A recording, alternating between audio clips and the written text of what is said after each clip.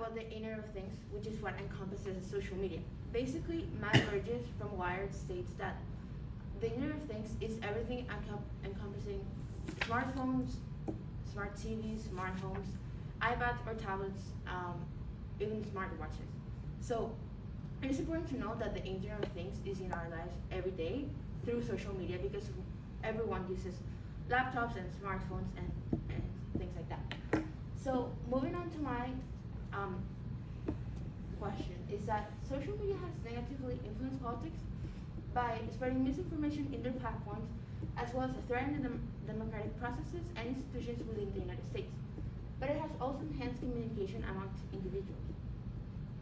First of all, fake news are affecting social media sites and they are doing little to prevent the spread of fake news and misinformation.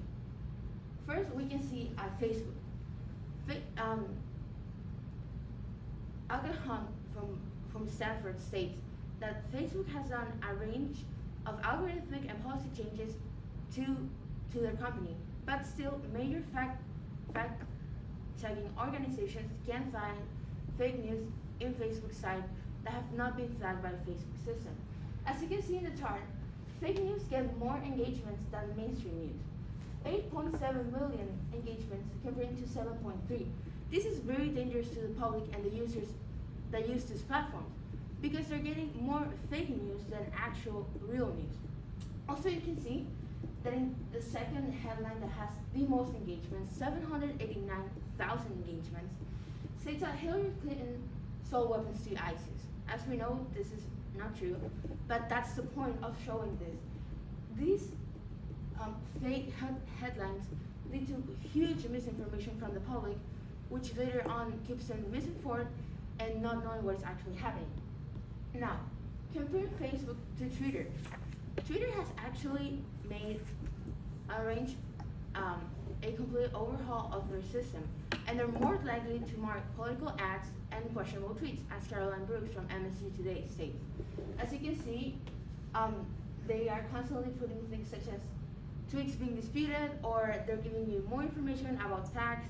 In the 2020 election, for example, they were always, if a tweet said something about mail-in ballots, they would provide you more information for that thing.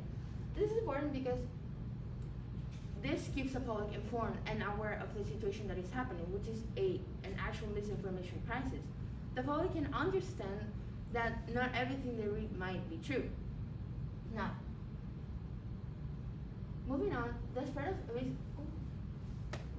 of misleading knowledge is a direct threat to the democratic processes and institutions within the United States. As Alison Scalante from Forbes states, people who get their news from social media are more likely to believe falsehoods about coronavirus and even not follow social distancing recommendations. Conversely, people who actually get their news from more traditional sources are more likely to believe public health officials. This is actually really dangerous to the constituents of the United States because it shows that if you're constantly getting your news from social media and not looking at any other source, for that matter, to inform yourself about COVID-19, people will start believing falsehoods about it. As we know, one of the major organizations that does this is Fox News, to provide an example. They're constantly saying that masks don't work or that we really don't need to social distance. And if people continue and keep to only inform themselves through these sources, then it becomes a problem in a matter of national security. Now, having high-ranking officials also lie and misinform the public is a problem in all of the world, but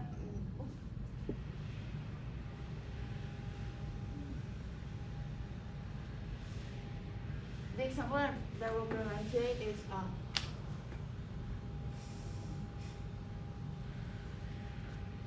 your hair is touching the screen. really? Yeah.